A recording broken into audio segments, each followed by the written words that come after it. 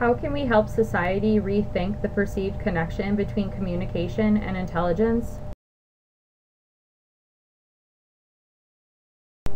Well, first, I believe that we need to start by changing how our society defines intelligence and communication. Western society, especially the United States, tends to have tunnel vision when it comes to how it perceives these relatively abstract ideas. When asked to describe an intelligent person, most people would say someone with a high IQ score, who has a high-paying job and is very articulate. You can challenge them by asking if they can recognize an intelligent person just by looking at them.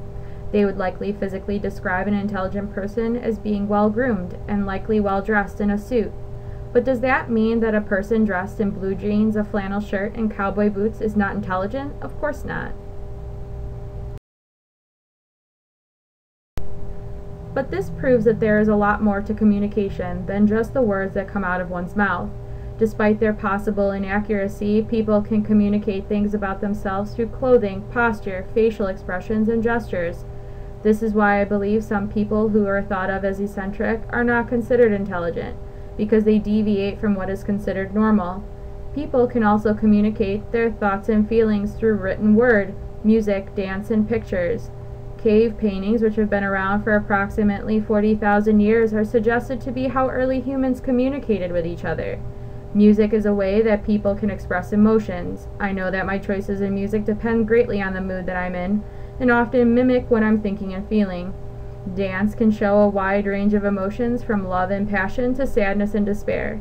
And of course, there is always written language that can be used to communicate, whether it is through something as elaborate as poetry or as simple as a text message. All of these ways and more can be used to demonstrate an individual's intelligence. But what is intelligence exactly?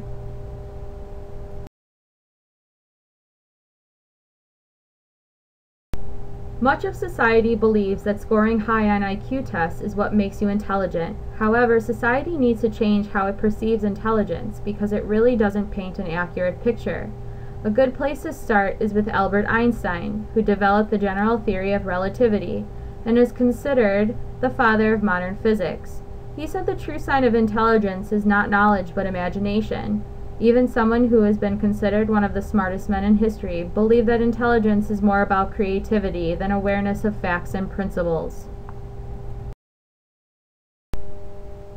Despite it being one of the most talked about subjects in the world of psychology, there is no set definition for intelligence. Some researchers have suggested that intelligence is a single general ability, while others believe that intelligence encompasses a range of aptitudes, skills, and talents.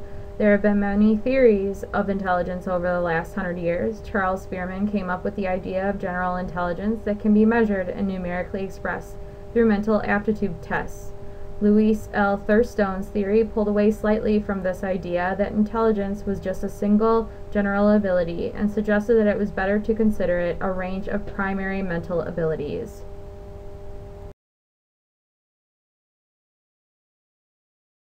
However, one of the more recent theorists, Howard Gardner, pulled away from the idea that intelligence can only be measured and stated that numerical expressions of human intelligence are not a full and accurate depiction of people's abilities. With that, he proposed the idea of multiple intelligences that are based on skills and abilities that are valued within different cultures.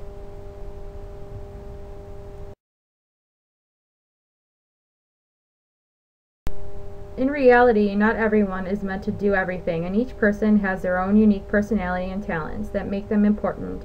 If everyone could dance ballet to Swan Lake, paint like Van Gogh, hit a baseball like Ernie Banks, revolutionize physics, and paint pictures with words like Robert Frost, then these things would be insignificant. Life would no longer be as beautiful because everyone would be the same.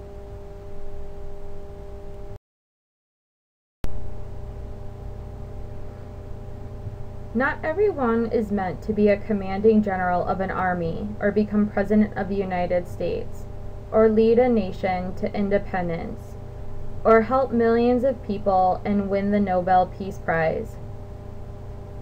Not everyone is meant to be the first female pilot to fly across the Atlantic, or the first female astronaut and go into space. But everyday people can still do extraordinary things. volunteer their time to help people around the world, or reach into the heart of a child and become an inspiration. And a person can rise above their disability and become someone that no one thought she could be. To me, intelligence is our ability to adapt to the world and to rise above other people's expectations. I believe everyone is meant to be someone great, and it's up to each individual to have the determination to live up to their potential. The ways that we communicate are endless and only limited by the lack of our ability to be creative. In order for us as a society to reach our ultimate potential, we must first release ourselves from the stereotypes that hold each other back and set out onto a new path.